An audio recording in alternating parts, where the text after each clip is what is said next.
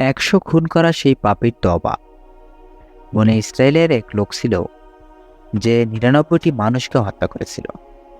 সে তওবা করার চিন্তা ভাবনা করেছিল, তাই সে একজন আবিদের কাছে গেল। আবিদ ও আলেমের মধ্যে পার্থক্য আছে। আবিদ মানে যিনি সৎ ও সরল পথের উপর আছেন, কিন্তু তার ভিতর জ্ঞান, শরীয়তের গভীর জ্ঞান নেই, যেটা একজন আলেমের আছে।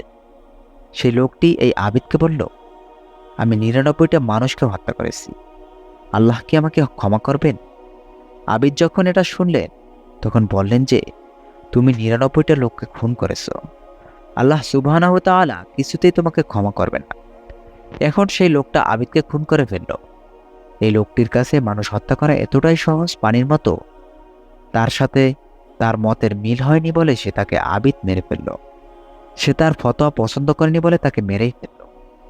এরপরও সে তওবা করার জন্য উঠে পড়ে লাগলো।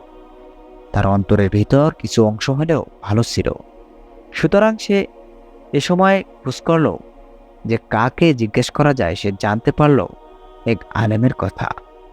সে সেই আলেমের কাছে গেল এবং বলল, আমি 100টা মানুষ হত্যা করেছি, আল্লাহ কি আমাকে ক্ষমা করবেন? কিন্তু এই আলেম তাকে বললেন, হ্যাঁ, তোমার আশা আছে, তুমি যদি তওবা করো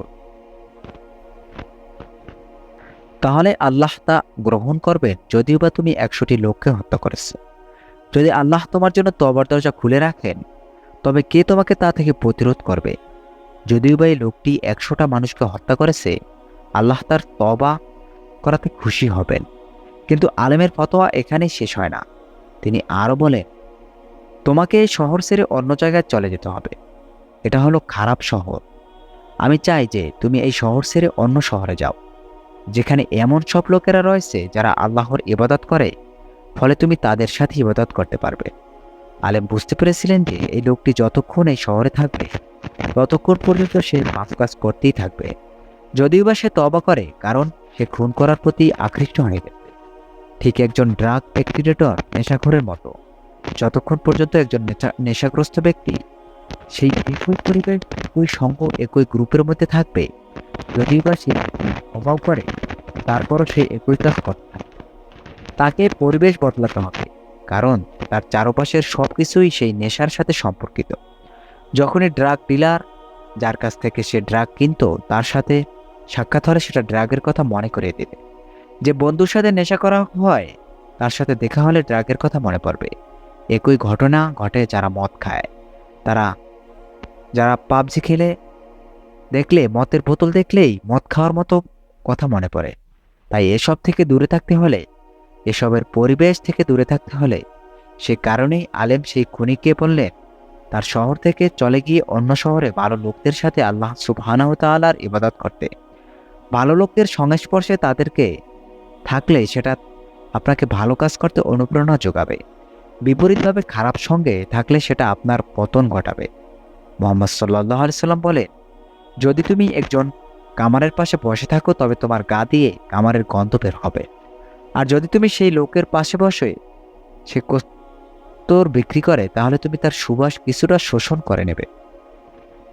অর্থাৎ যদিও বা আমরা একটি কাজের সাথে জড়িত নাও থাকি, কিন্তু ওই পরিবেশে থাকার কারণে আমরা সেই গন্ধটা নিজের মধ্যে নিয়ে নেব।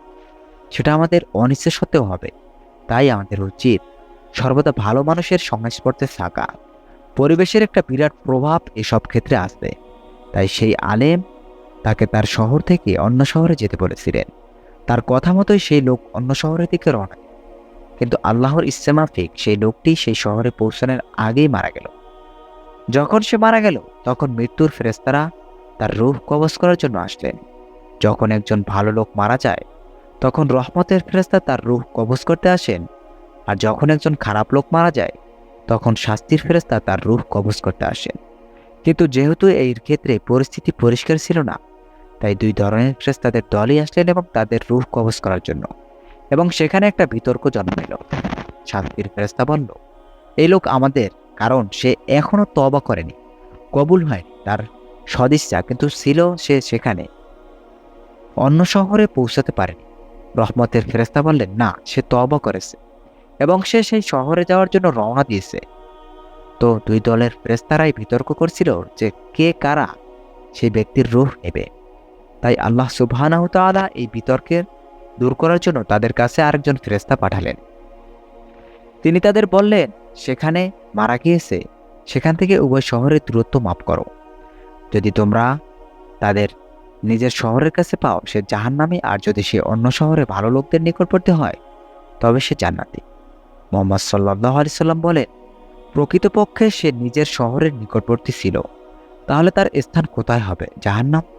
কিন্তু মুহাম্মদ সাল্লাল্লাহু আলাইহি সাল্লাম বলেন, আল্লাহ সুবহানাহু ওয়া তাআলা জমিনকে নির্দেশ দেন তার লোকটা তার নিজের শহরের মধ্যকার দূরত্বকে বিস্তৃত করার এবং তার লোকটা অন্য শহর ভালো লোকদের মধ্যকার দূরত্বকে সংকুচিত করার। অর্থাৎ তার দেহ মনে হবে ভালো শহরের কাছে, কিন্তু সে মারা গিয়েছে নিজের শহরের কাছে। যখন ফেরেশতারা মাপতে আসলেন, তখন তারা সেই ব্যক্তিকে অন্য শহরের ভালো শহরের দিকে পেলেন এবং আল্লাহ সুবহানাহু ওয়া তাআলা তাকে ক্ষমা করলেন এবং তাকে জান্নাতবাসী করলেন। সুবহানাল্লাহ। সহিহ বুখারী, হাদিস নাম্বার 3470।